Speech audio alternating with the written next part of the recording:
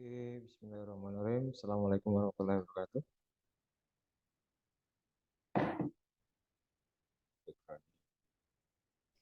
Waalaikumsalam warahmatullahi wabarakatuh. Terima kasih.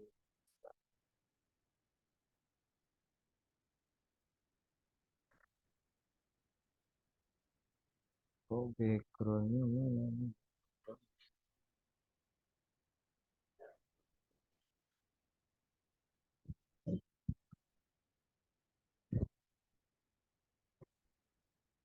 Nah, background.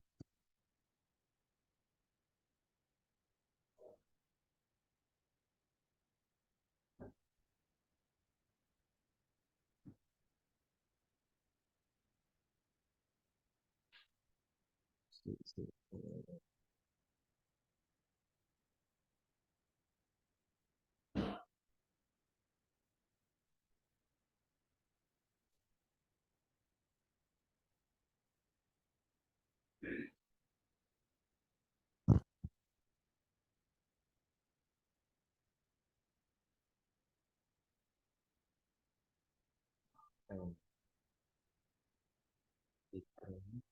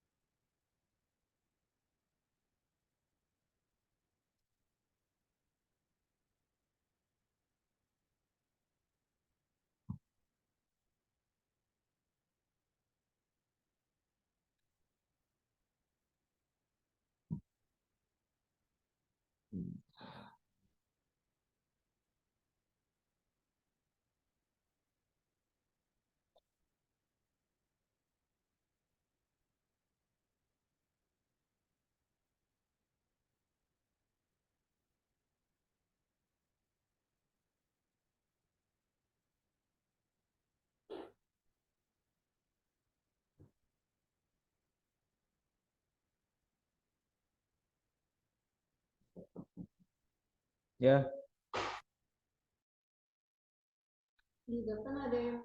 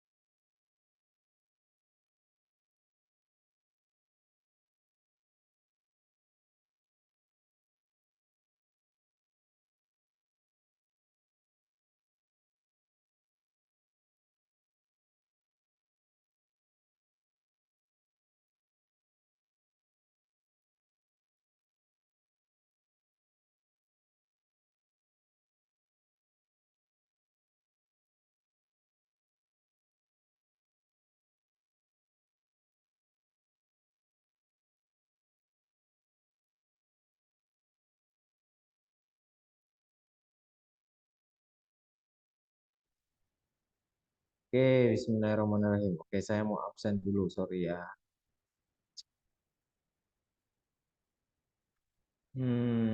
Saya mau absen dulu. Pertemuan ke-9. Ada Al-Fatah, Hadir, Pak. Alisa, Siapa?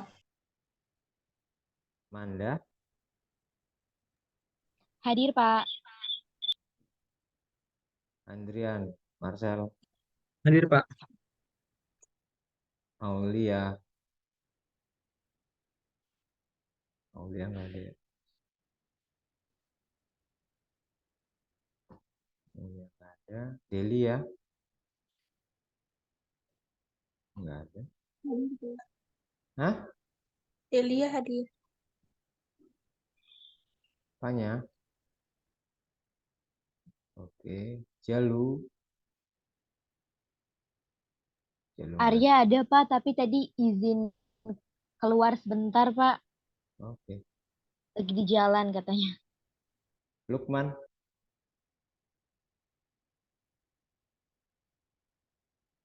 Lukman. Maul. Hadir, Pak. Iqbal. Iqbal nggak ada ya? Oh, mana? Lia. Hadir, Pak. Oke. Ya, Mas Iqbal sudah. Syahla. Syahla. Syahla. Syahla belum ada. Bahar. Hadir, Pak. Oke. Nana. Nana ada nggak? Nana? Nana lupa ini. Abah. Sama Abah. Oke. Ada yang belum mengumpulkan. Pak, maaf, Aulia Fitri hadir. Siapa ya? Aulia Fitri mana? Emang mahasiswa saya? Iya.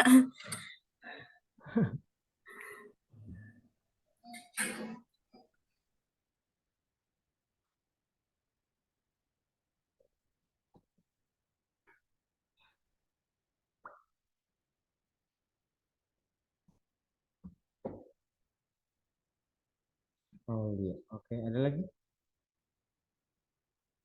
Jaya. Oke. Cek, cek, cek, cek, cek, cek, cek.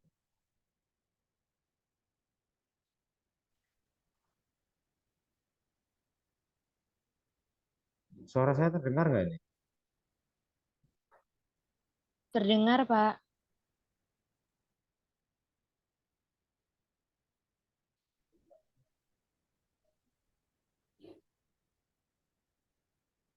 Rekan-rekan mahasiswa ada yang belum atau belum mengerjakan UTS? Ada yang belum kirim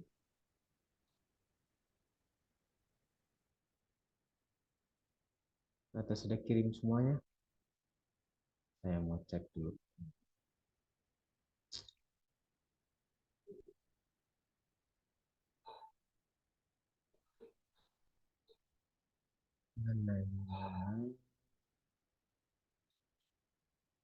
UTS. Subjeknya UTS.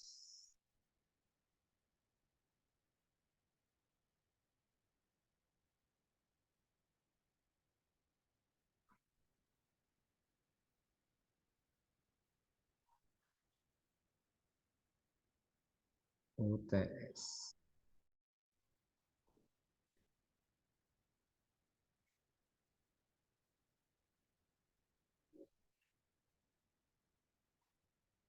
Alisa sudah.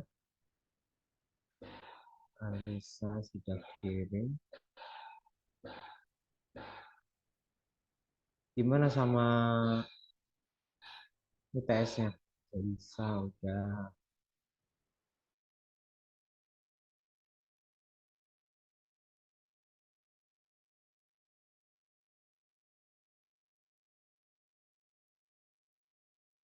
Nah, Najwa udah.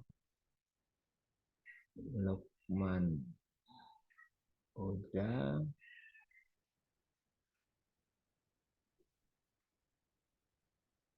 Amanda udah.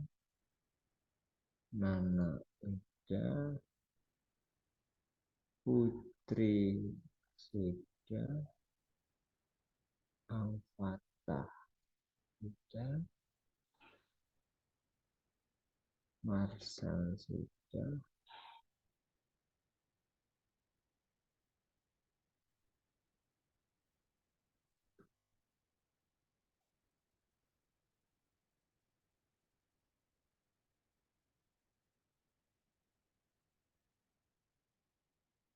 Ini yang belum ngumpulin nih Jalu nih.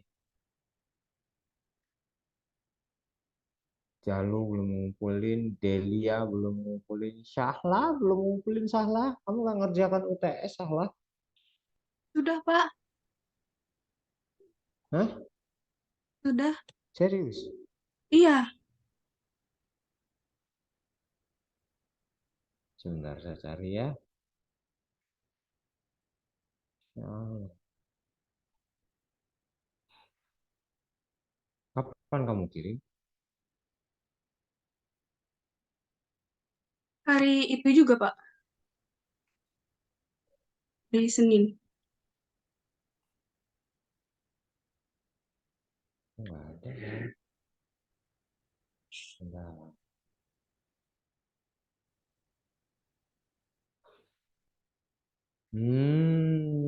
Subjeknya kamu nggak masuk. Syahla, pantesan. Maaf, Pak. Kasih dong UTS manajemen organisasi. Makanya saya search-nya nggak nemu. Oke, Syahla. Ya, Pak. Terima kasih, Pak. Yuk, berarti Delia sama Jalu nggak ngumpulin UTS. Kenapa ini dia? Hmm, Saya udah kirim, Pak. siapa itu? Beli ya. Masa sih? Iya. Bentar. Delia.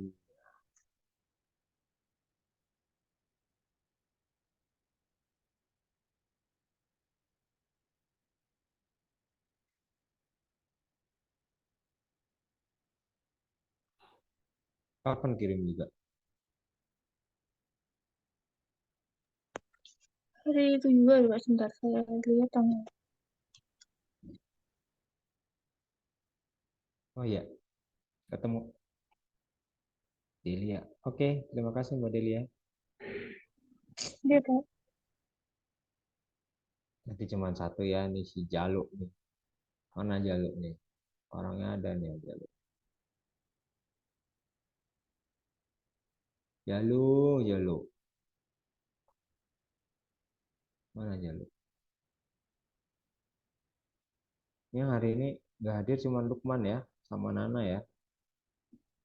Siapa tadi ada dari siapa? Hadir Pak, saya Pak, hadir. Siapa? Lukman Pak. Kemana aja?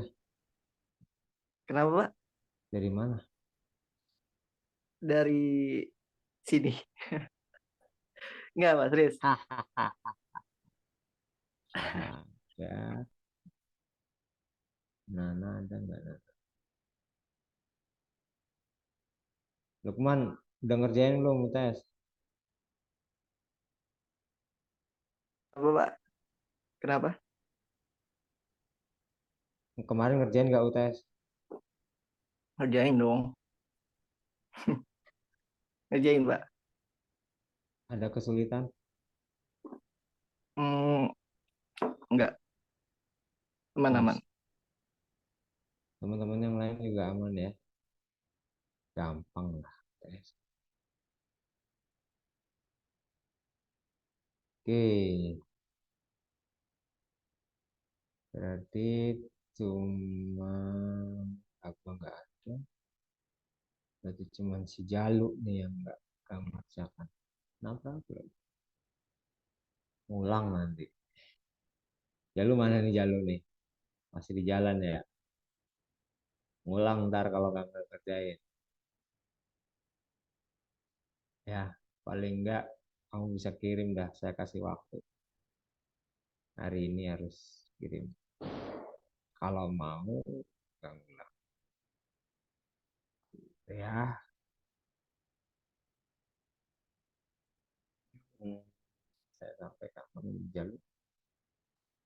Jalu hadirkah?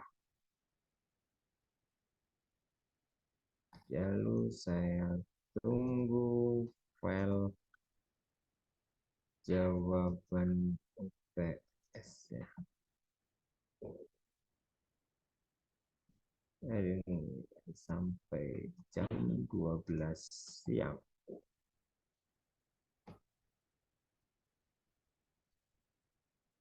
Biar baca. Oke, konflik sudah pernah kita bahas belum?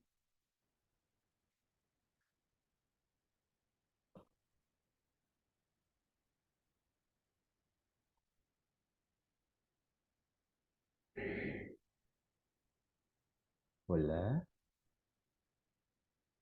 boleh.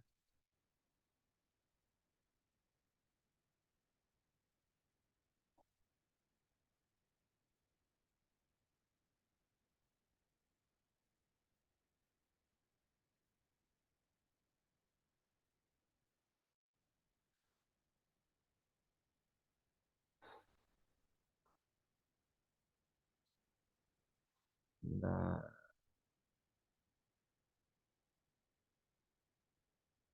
dinamika.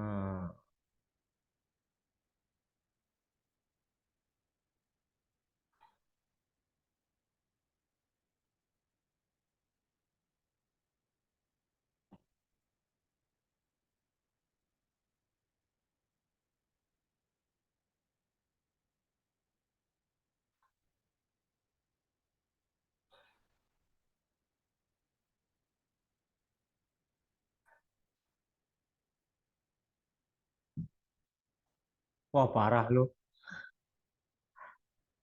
Parah, parah nih. Ya udah, yang belum kirim silahkan. Dicek lagi ya. Jangan soalnya yang dikirim ya. Nol nanti nilainya. Soalnya saya mau setorkan hari ini nilainya. Oke, jam 3 sore. Saya pokoknya jam 12 saya harus koreksi. Oh, Haba muncul nih. Diem-diem bae Haba.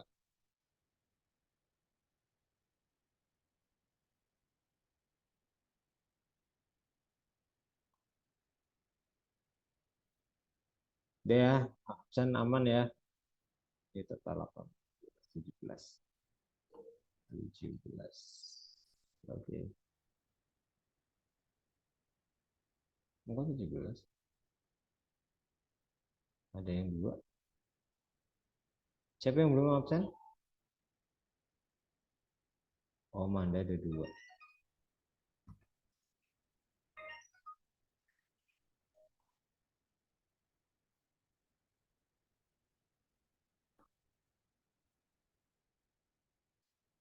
Oke, terima kasih.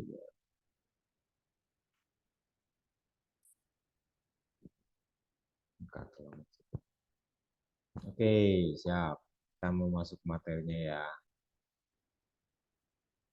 Ini tentang dinamika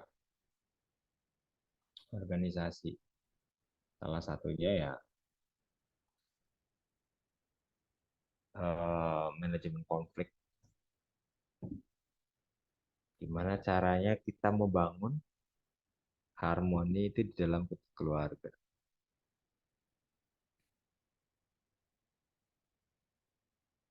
Ini juga banyak kaitannya dengan kalau tidak harmonis ya, itu pasti akan nggak betah.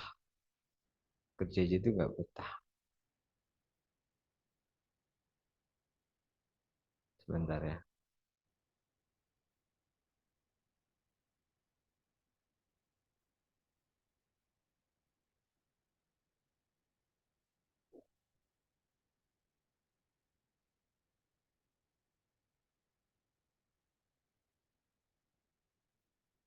Sebentar.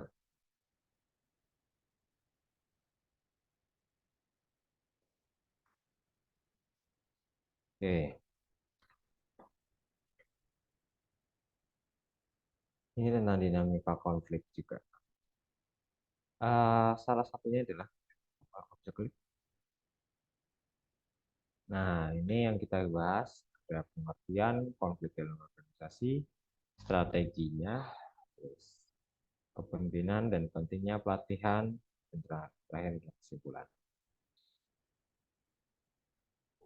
Dinamika organisasi sama juga kita juga akan apa namanya akan kita mengenal yang namanya banyak faktor ya, dari kebijakan, ada lingkungan luar, itu juga bisa ada dampak. Jadi kalau pengertian dinamika organisasi, ya kita belajar bagaimana organisasi itu berubah, berkembang seiringnya dari waktu. Bisa juga perubahan itu dalam struktur organisasi, budaya kerjanya, atau proses bisnis. Kalau struktur organisasi itu kaitannya apa namanya bisa jadi ada beberapa divisi yang memang perlu adanya pengurangan, ya. Apalagi sekarang yang namanya di perusahaan mana itu yang IT di Eropa ya, sekitar ada banyak sekali mengurangan orangnya itu karena saat ini sudah digantikan dengan AI ya. Nah, itu lagi santer banget, jadinya banyak pengurangan. Di Indonesia juga sudah mulai merambah, dan teman-teman pengen bekerja sambil kuliah, ada peluang. Jadi teman-teman cuman apa namanya membuat narasi atau membuat materi, terus nanti diupload sesuai dengan permintaan dari seseorang. Atau misalkan contoh kamu lagi suka apa, membahas tentang film, ya itu kamu bikin itu apa namanya review. Itu lumayan saat ini, review film, review buku, itu juga bisa kaitannya dengan artificial intelligence. Jadi sekarang isunya santer banget ya. Jadi itu masuk juga dinamika organisasi karena proses bisnis sekarang sudah begitu, gitu ya. Contoh, kita nggak perlu meeting atau di tempat dengan harus kita ketemu, gitu ya. Kita pakai yang contoh kayak Zoom meeting ini aja juga udah bisa. Itu juga kaitannya dengan budaya kerja. Dan dalam dinamika organisasi itu banyak faktor yang mempengaruhi juga perubahan. Yang pertama, juga tentang organisasinya, seperti teknologi ya saat ini, terus lingkungan eksternal, dan kebijakan pemerintah. Kalau lingkungan eksternal itu, contohnya kalau misalkan yang lagi santer sekarang itu banyak pemindahan atau bangkrutnya ya, banyak bangkrutnya apa namanya itu, pabrik-pabrik yang di Jakarta itu kalau lingkungan eksternal, kita lihat lingkungan eksternal itu dari bahan baku yang semakin berkurang, itu eksternal. Jadi kalau bahan bakunya sudah habis atau tidak bisa didapatkan atau mahal, ya otomatis kita harus beralih cari produk yang baru. Atau dari kebijakan dari pemerintah. Kebijakan pemerintah itu biasanya kalau kemarin kaitannya dengan undang-undang prakerja, ya. Itu saat ini tidak boleh ada yang namanya di pabrik itu nggak boleh ada yang namanya lembur, sistem lembur. Padahal kalau lembur itu gajinya lumayan ya. Saya baru tahu di teman-teman tahu Kongguan, pabriknya di mana? Kurang tahu, Pak. Kongguan itu ada di Jakarta Timur. Pabrik Kongguan itu ada di Jakarta Timur. Karyawannya di pabrik itu sekitar ada 4.000 sampai 5.000-an orang saat sebelum puasa. Mereka kalau lembur, mereka gajian itu per minggu. Jadi nggak per bulan, per mingguan kalau salah.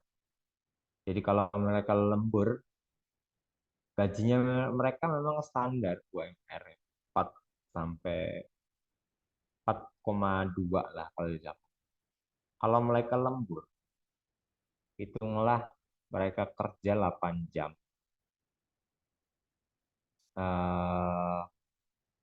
Lemburnya itu sekitar,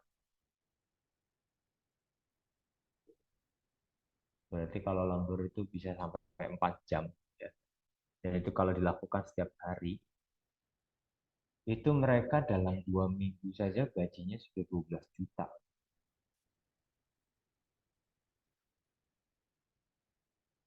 Itu saya baru tahu tuh kemarin. Gila. Gaji 2 minggu 12 juta. Tapi di pabrik. Pabrik Kongguan itu ada di Jakarta Timur. Gede banget. Dan perempuannya kebanyakan cewek. Mereka itu bisa berdiri sekitar ya lebih dari, ya kalau rata-rata ya 8 jam, 7 jam berdiri. Itu nggak boleh duduk. Itu kalau kerja di pabrik. Capek memang. Tapi ya hasilnya luar biasa ya kalau kita ngeliat 12 juta 2 minggu. Wow, melebihi gajinya saya.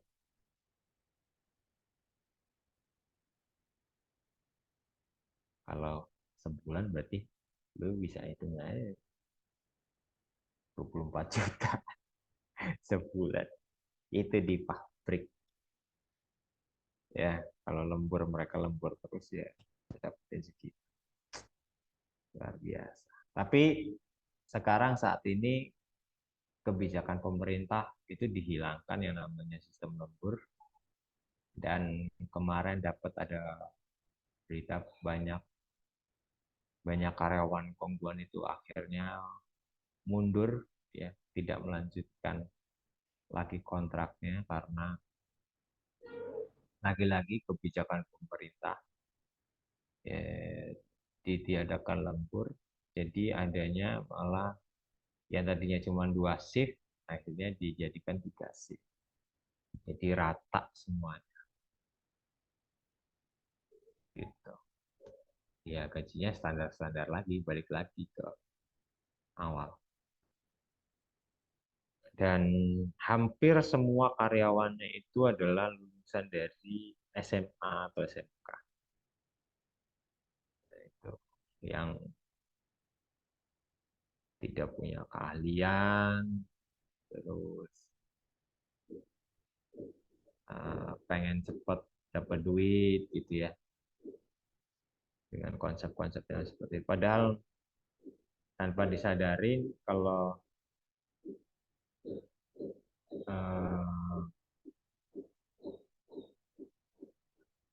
bisa jadi 10 tahun yang akan datang pabrik itu sepi ya orang, yang akan digantikan dengan mesin. Sekarang aja belum muncul tuh bikin robot-robot gitu. Itu juga bisa menekan ongkos produksi ya.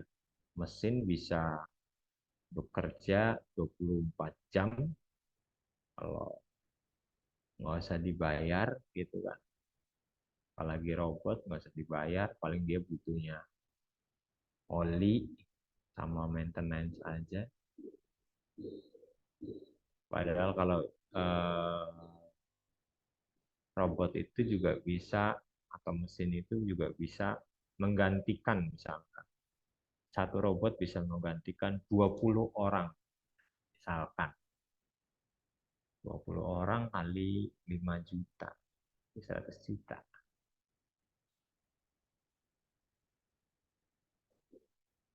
Itu teman-teman harus mulai berpikir ya, mulai dari saat sekarang.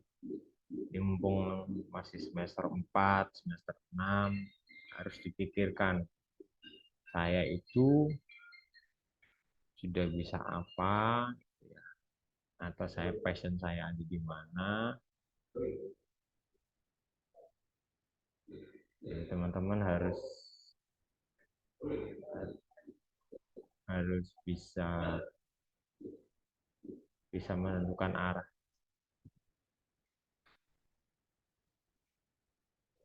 Ya, jadi jangan sampai kamu salah langkah gitu ya. Dan manfaatkanlah teknologi saat ini. Teman-teman bisa bekerja dari rumah. Jadi teman-teman, ini sekedar sharing saja. Kemarin saya melakukan webinar ya, ada yang kemarin ikut webinar itu, kemarin itu ada 83 juta pekerja itu akan hilang di tahun 2025 yang akan digantikan dengan teknologi. Jadi teman-teman kalau yang masih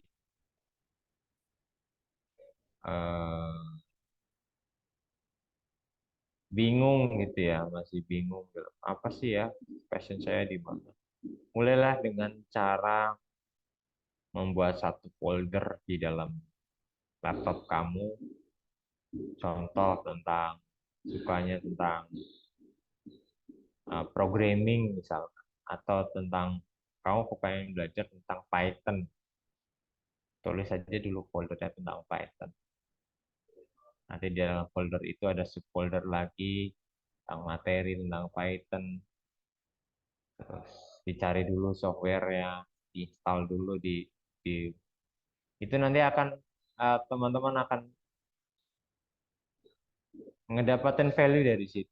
Minimal teman-teman sudah berusaha daripada itu nggak sama sekali. Ya, itu juga bisa meminimalisir untuk kalau lingkungan yang sekarang ini, kalau apa namanya, coba teman-teman merasakan nggak kalau sekarang ini tuh gampang banget berubah. Dalam arti itu keadaan kita itu bisa di lingkungan luar itu ya, itu ada yang namanya istilahnya fuka. Fuka itu adalah volatility, ya, itu artinya adalah keadaan yang bergejolak secara tiba-tiba, gak menentu. iPhone lu jatuh. Yang kedua, fuka. U-nya itu adalah uncertainty, ya, jadi nggak pasti di masa depan. Jadi teman-teman juga harus bisa itu. Gimana caranya teman-teman itu harus bisa menghadapin itu ya. Ada kompleks gitu. Jadi era sekarang lebih kompleks, rumit dibandingkan dengan era sebelumnya. Itu juga teman-teman juga harus bisa apa namanya? Nah, sekarang kan sudah dewasa, gitu ya. Teman-teman harus bisa mengambil atau berpikir itu. Masa iya kita mau begini ya kan? Dengan kondisi yang ibaratnya ambigu, bisa lingkungan bisnis yang membingungkan, tidak jelas gitu, sulit dipahami. Jadi teman-teman harus bisa menjawab tantangan. Jadi manajemen itu juga harus mampu mengidentifikasi perubahan-perubahan kayak gitu, biar bisnis ini berjalan dengan sukses. Ya.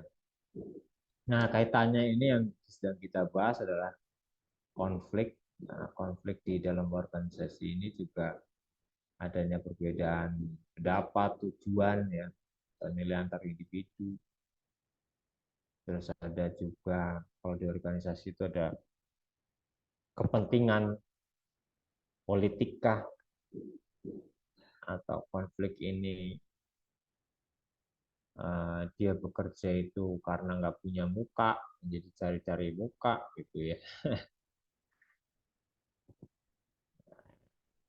Karena dia nggak punya muka, jadi cari-cari muka. Nah, itu banyak sekali yang membuat menjadi konflik seperti itu. Nah, itu konflik ini itu juga bisa akan mempengaruhi jadi produktivitasnya dari, apalagi kesejahteraan dari karyawan. Bagaimana kita mau produktif kalau ketemu ya dengan orang-orang yang suka seperti itu adanya konflik internal di organisasi itu seperti itu. Dan teman-teman harus belajar bagaimana cara menghadapi orang-orang seperti itu. Gitu ya, sumber konflik kah, atau misalkan beda pendapat kah, gitu ya. Itu teman-teman harus bisa, bukannya itu kamu hindari, jangan ya, jangan hindari. Ya, namanya konflik seperti itu tuh harus dihadapin. Karena yang namanya ini ada suatu pesan dari almarhum abah saya. Dimanapun kamu mau bekerja, pasti akan ada orang-orang yang seperti itu yang membuat konflik dimanapun, entah menjadi seorang pegawai negeri kah, jadi swasta, di bisnis itu juga sama. Pasti ada orang-orang yang seperti itu. Dan itu harusnya di manajemen, harus di maintenance sendiri kita. Jadi kamu jangan terbawa, kalian itu jangan terbawa dari situasi luar yang membuat jadi kamunya terbawa arus. Maksudnya begini, yang menentukan kamu marah, yang menentukan kamu senang, itu kan ada feedback dari orang yang membuat kamu senang. Misalkan Amanda ketemu dengan seseorang, terus dikasih sesuatu dan Manda senang, itu kan ada feedback. Oh iya nih, Manda suka coklat, saya kasih coklat, kamu senang, Manda senang, makasih ya. Nah, itu adalah yang bisa memaintenance tentang diri kamu ya, di kamu sendiri. Dan kamu bisa, sebenarnya kamu bisa membatasin bahwa kamu menerima ekspresi itu atau enggak. Contoh lain, misalkan, contohnya siapa ya? Saya yang kenal baik itu, sama Haba. Masih ada nggak Haba? Cek dulu Haba. Haba Mas. Haba, saya kenal baik dengan Haba. Saya sering ngobrol dengan Haba. Saya tahu karakternya Haba. Terus suatu saat saya punya konflik internal dengan Haba. Ini contoh, nggak asli sih. Di dalam organisasi kita bikin konflik, terus Haba terpengaruh sama apa namanya, isu saya gitu ya. Terus dengan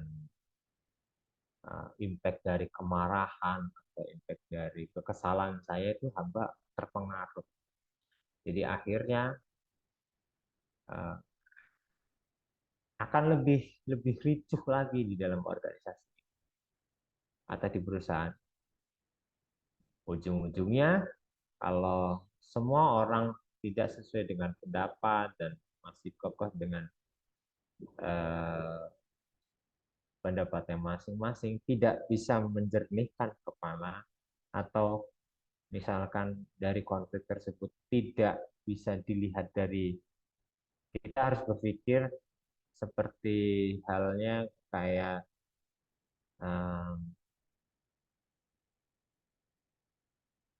mata pisau. Jadi kita harus bisa melihat dari berbagai sisi. Kenapa mata pisau ya? Sisi lain pisau itu tumpul. Sisi yang satunya adalah tajam. Kalau kita masih kokoh dengan yang tajam, ya hancur pula itu organisasi atau bisnis. Kepotong lah. Tapi kalau tumpul itu kita bisa lihat dari, kalau itu pisau sudah tumpul ya, atau dari sisi lain tumpul, itu kita bisa asah lagi untuk menjadi tajam. Jadi tinggal bagaimana kita melihat dari berbagai macam sudut pandang. Itu yang akan menjadikan atau menjaga keharmonisan di dalam tempat bekerja. Kita berhak menolak semua ekspresi orang, misalkan marah, kita ya, tenang saja. Atau misalkan contoh,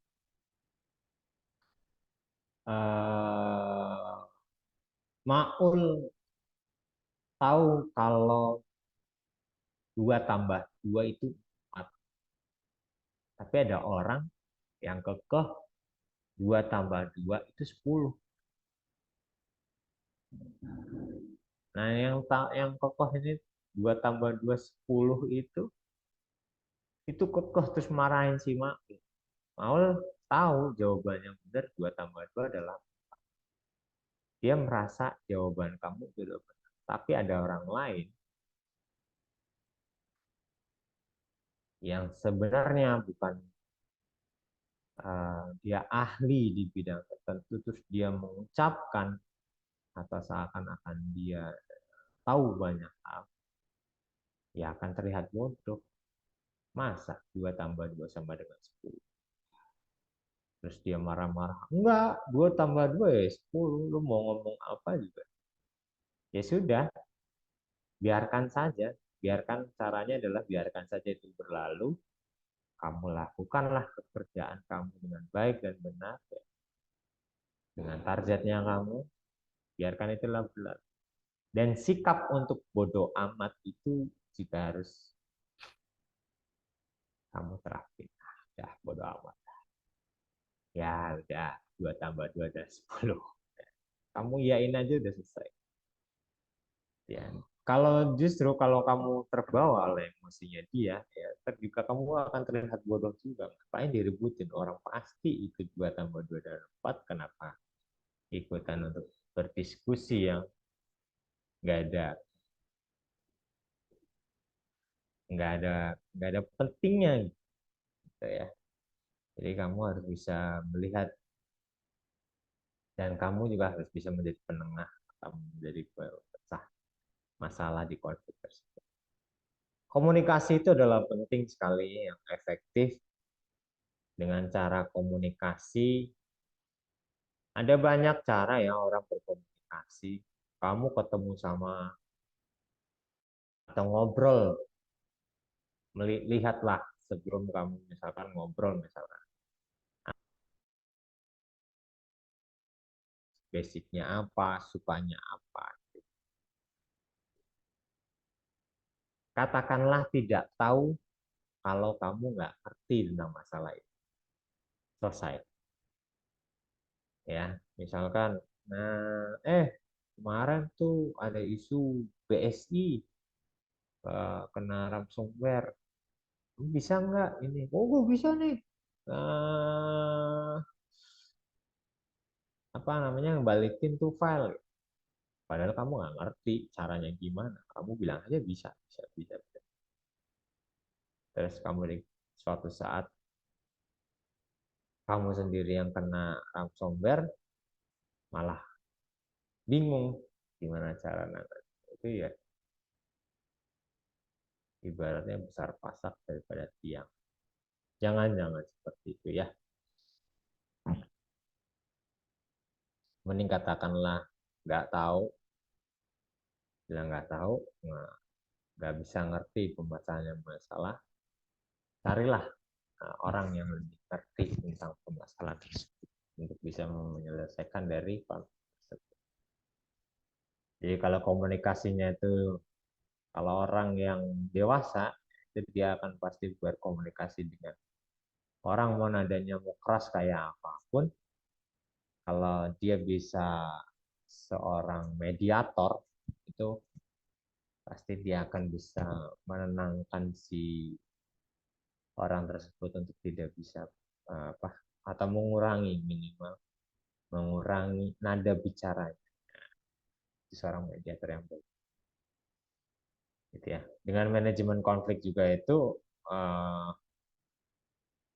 di organisasi itu dapat menciptakan lingkungan yang positif, bisa produktif, gitu ya. Jadi semua itu enak deh. Di dalam kantor itu rasanya nyaman, betah, gitu. Nggak sumpek di dalam neraka gitu. Itu bahaya sekali kalau, karena kenapa, kalau sudah ada konflik di kantor, dia di organisasi, terus teman-teman punya keluarga, pulang ke rumah, di rumah juga kondisinya juga nggak enak gitu ya. Akhirnya nanti larinya, bisa jadi pelariannya ke minum kah, ke arcoboy gitu ya. Itu malah jadi bahaya. Itu akan merusak diri kamu sendiri, merusak badan, yang nyesel ya kalian. Ya, itu bukan penyelesaian masalah kalau minum, narkoba, dan itu bukan penyelesaian masalah, malah menambah masalah. Justru yang harus di manajemen adalah diri kamu sendiri. Lanjut. Mana nih? Oh, nggak bisa.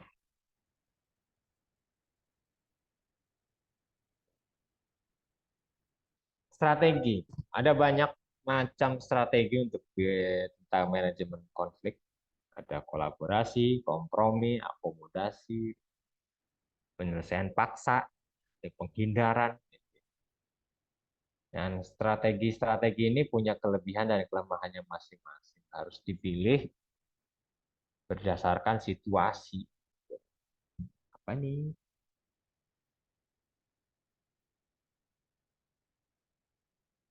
Pak, saya sudah kirim, Pak.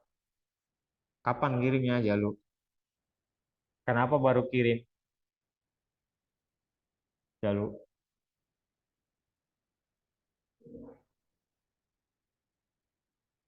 Halo? Belum mic-mu rusak. Ah, tanggal 22.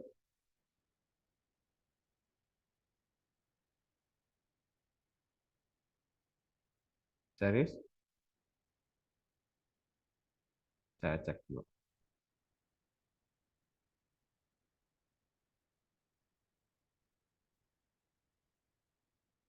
Sebentar ya teman-teman.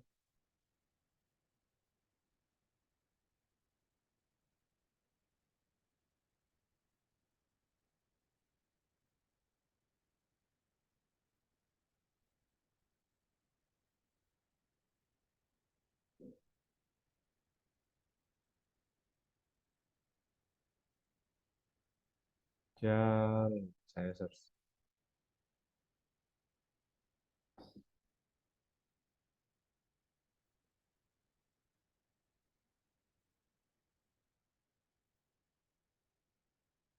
Kan benar.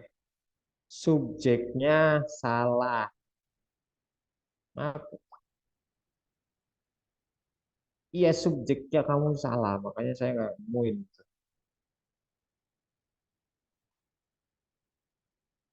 Siapa ini? Yang kirim WhatsApp siapa ini?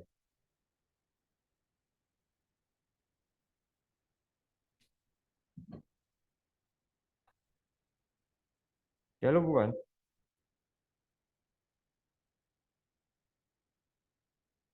Si.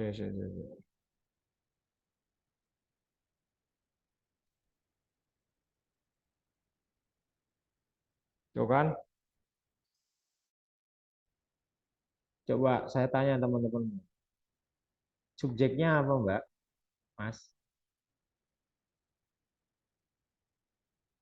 UTS, mata kuliah, nama, dan NIM.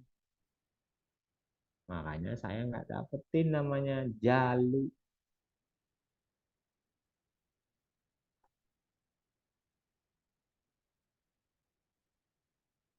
Itu Pak, saya juga. Ya, subjeknya kamu salah. Makanya saya nggak bisa nemuin. Saya ngesusnya itu, email saya itu ada ribuan. Jadi ini udah seminggu yang lalu. Oke, kamu udah Jalu. Ini saya koreksi hari ini. Oke, saya lanjutkan. Di tengah jalan baru ngomong. Dan mana tadi? Marah itu Jalu. Anak mana dia? Samperin yuk kita. Harapan sekali. Nah, mana tadi materinya? Sampai mana tadi? Strategi konflik. Full screen saya.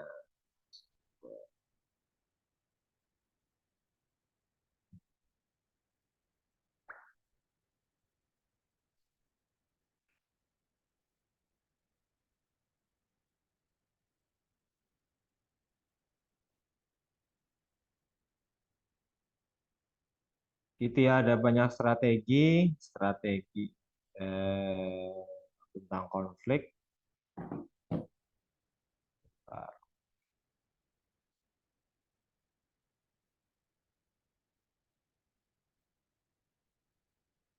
Oke, strateginya itu kamu bisa mengkompromikan atau akomodasi itu bisa mengalihkan konflik tersebut ke orang lain atau ke divisi lain. Berat ya, dari kambing hitam. Penyelesaian paksa itu bisa tinggal pergi, hindari juga bisa. Itu nanti tinggal tergantung kamu ya. Caranya bagaimana.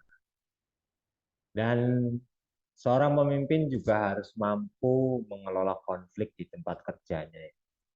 Teman-teman juga harus bisa mengelola konflik, terus bisa mengelola emosi gitu ya, biar tidak, kalau emosi itu meledak-ledak, itu juga akan merugikan teman-teman juga.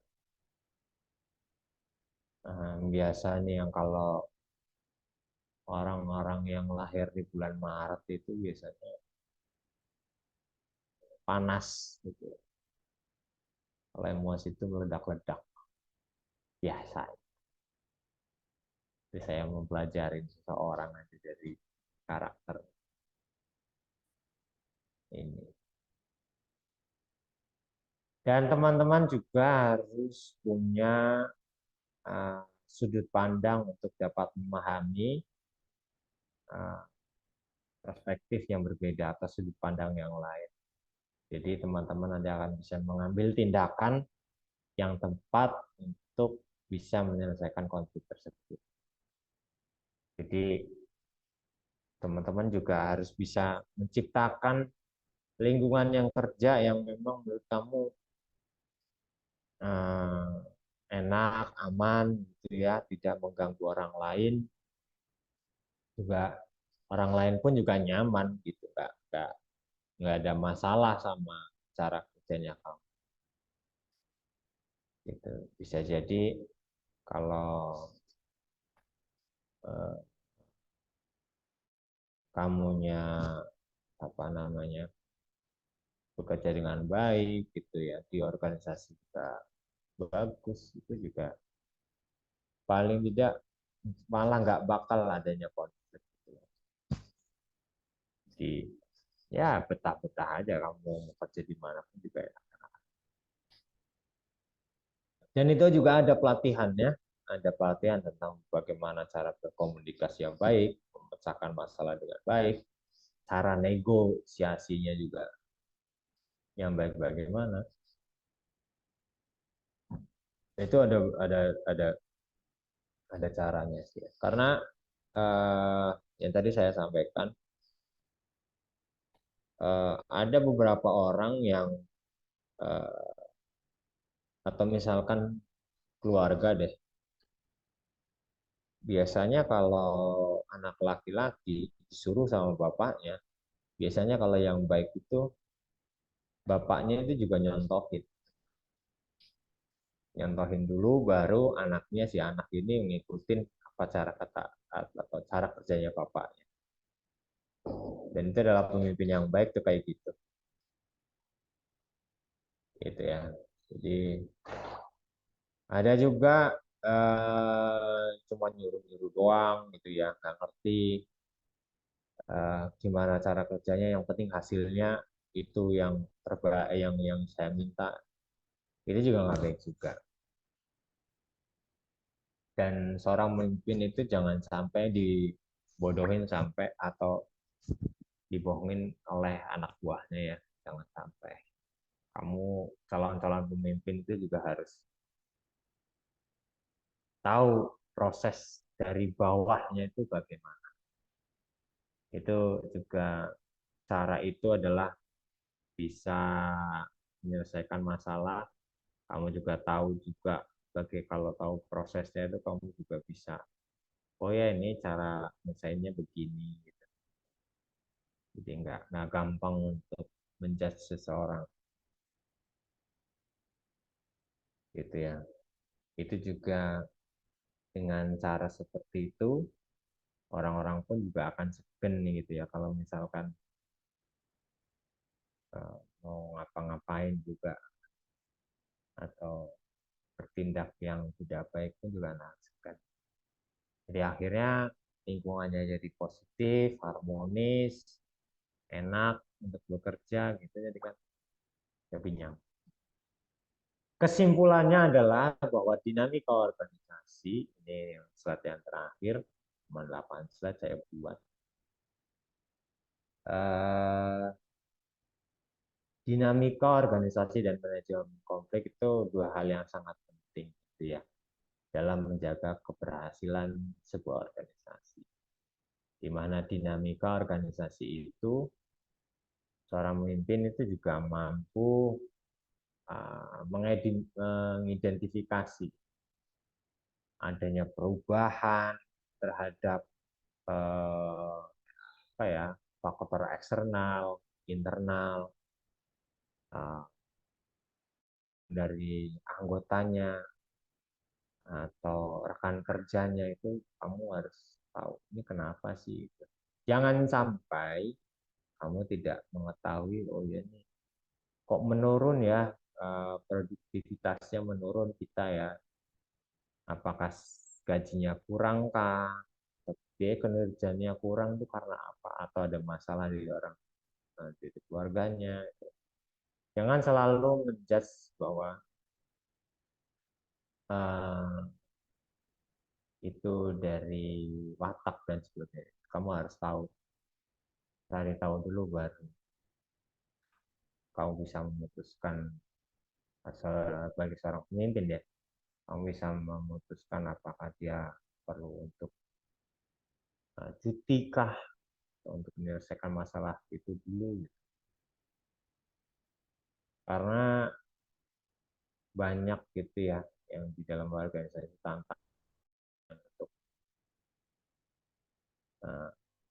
tujuan itu harus tetap berjalan. Kita nggak mau tahu adanya itu, tapi kita harus bisa memaintenance orang-orang terbaik kita yang ada di dalam organisasi. Biar itu juga, semua orang punya masalah, semua orang punya konfliknya di keluarganya masing-masing, tetapi kalau itu bisa kita saling mengerti, saling memahami, itu akan sangat harmonis sekali. Jadi konflik itu bisa mengidentifikasi sumbernya konflik, gimana cara memecahkan masalah, terus komunikasi. Dan lingkungan kerjanya jadi akan lebih positif dan lebih enak. Dengan strategi dan pelatihan yang tepat, organisasi bisa menciptakan budaya kerja yang inklusif, harmonis untuk semua karyawan. Barangkali teman-teman ada contoh. Ini selesai. Slide saya selesai, habis. Ada pertanyaan tentang konflik? Barangkali teman-teman punya konflik. Amanda, Pak. Boleh, silakan. Pak, bagaimana kalau misalkan konflik ini timbulnya bukan dari karyawan sendiri, justru atasannya, Pak, yang menimbulkan konflik ini? Bagaimana itu, Pak? Sorry, gimana? Bagaimana kalau misalkan posisinya konflik ini timbulnya bukan karena karyawan atau di antara karyawan, tetapi konflik ini timbulnya disebab dan akibatkan karena sang pemimpin, Pak? Berarti pimpinannya itu nggak benar, nggak becus. Oke. Terkadang kan Ya, gimana? Terkadang kan kita kalau misalkan sebagai bawahan merasa segan gitu ya Pak untuk menegur kesalahan pimpinan kita. Jadi gimana tuh Pak kira-kira? Sebentar, Mbak. Sebentar ya. Ini saya save dulu sebentar. Ini rekaman saya kelat sebentar dulu. Pertemuan.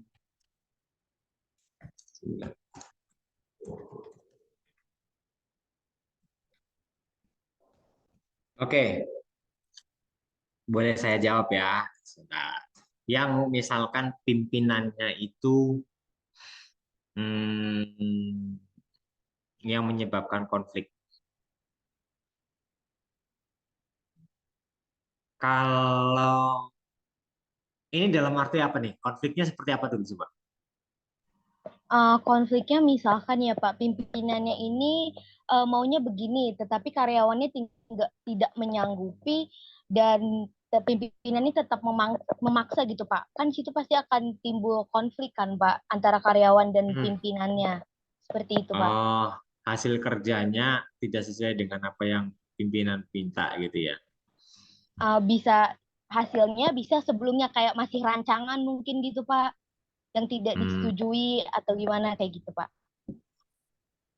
Oke. Ya. Kalau eh, Manda sudah berapa lama bekerja dengan itu orang? Nggak ada Pak, ini bukan pengalaman Oh, pribadi, hanya pertanyaan aja Pak. oke, siap. Jadi sebenarnya begini, seorang pimpinan itu punya style masing-masing, ya. Contoh begini, yang saya mau sampaikan itu tadi di bidang desain ya, atau di oke dah. Saya mau contohkan suatu pimpinan di bank XYZ. Ya, di bank ini, di XYZ ini, dia punya anak buah ada kalau yang di depan itu ada CS gitu ya, customer service, ada di bagian ada accounting, ada di bagian back office gitu ya.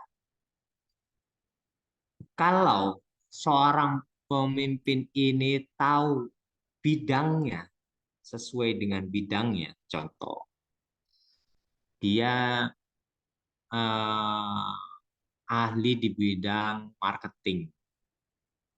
Ngomongin orang CS, kalau CS-nya itu salah, eh, dia wajar, ya karena dia tahu ilmunya.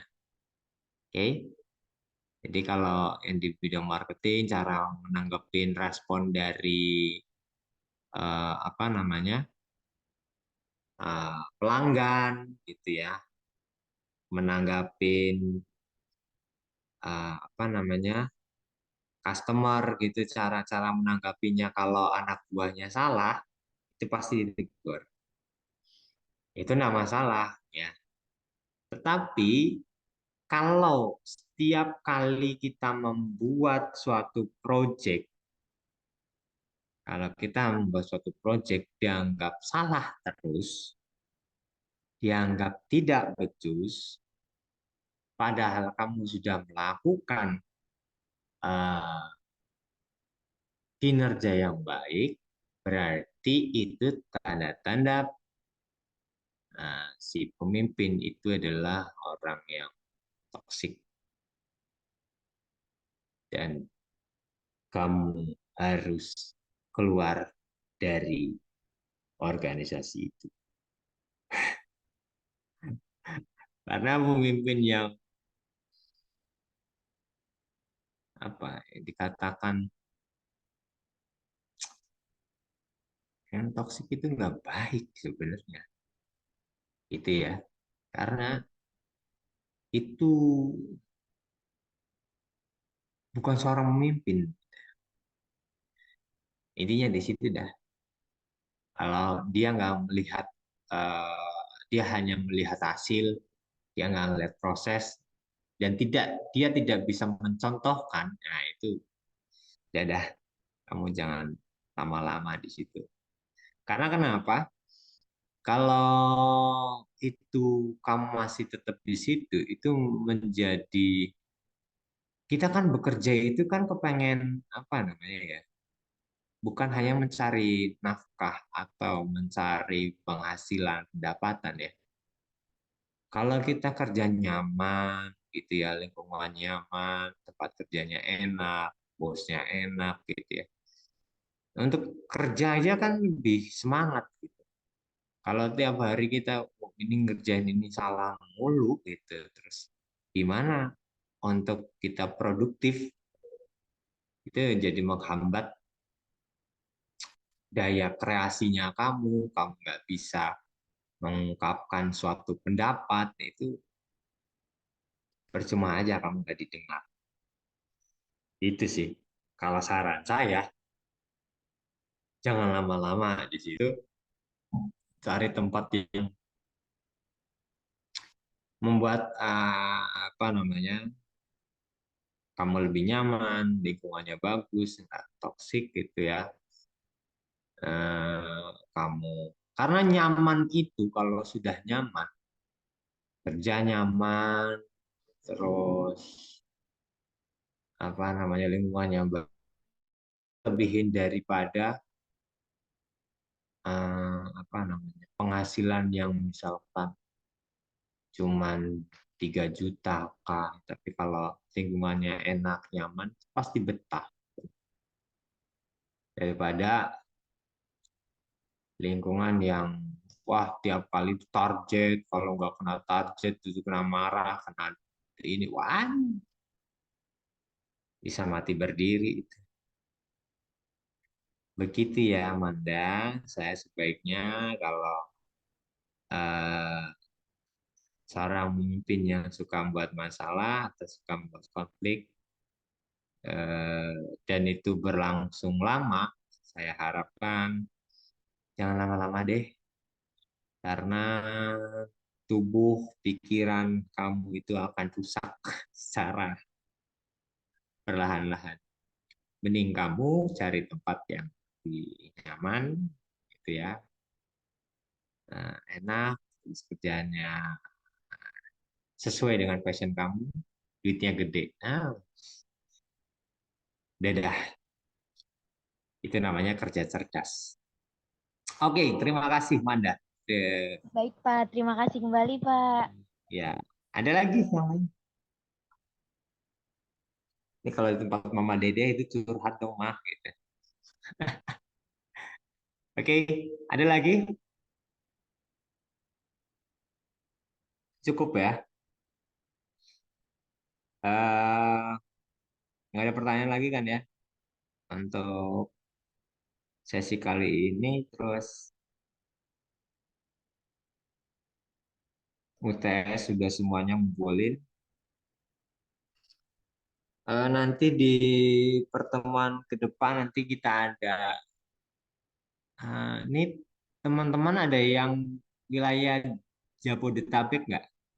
Saya kepengen meet up dong sama teman-teman. Ada kuliah di kampus. Kira-kira teman-teman bisa nggak? Siapa dong yang bisa datang? Biar nanti saya agendakan ini saya pakai ruangan. Ada nggak? Biar kita bisa tetap buka. Saya mau ada, ya bisa juga nanti kita tetap Zoom. Saya mau ada eh, pertemuan tentang organisasi, sih, tentang manajemen organisasi. Kaitannya ya ini kayak apa namanya pelatihan aja deh. Cuman untuk kelas ini aja sih. Jadi nanti kita bahas di grup saja dah kalau gitu. Tidak ada Baik, pertanyaan Pak. ya. Ya, terima kasih untuk sesi kali ini. Saya mau capture dulu absen. Mas Nana absen. Jam segini baru mau absen Mas Nana. Dari tadi kemana Mas Nana? Kumaha sih Mas Nana? Yaudah, sudah saya absen Mas Nana. Terima kasih untuk sesi kali ini. Sampai ketemu di tanggal 5 Juni ya. Saya tutup untuk pertemuan kali ini. Terima kasih atas perhatiannya. Assalamualaikum warahmatullahi wabarakatuh. Sampai Waalaikum- ketemu. Waalaikumsalam warahmatullahi wabarakatuh. Terima kasih, Pak. Sama-sama Manda, teman-teman yang lain. Izin live ya.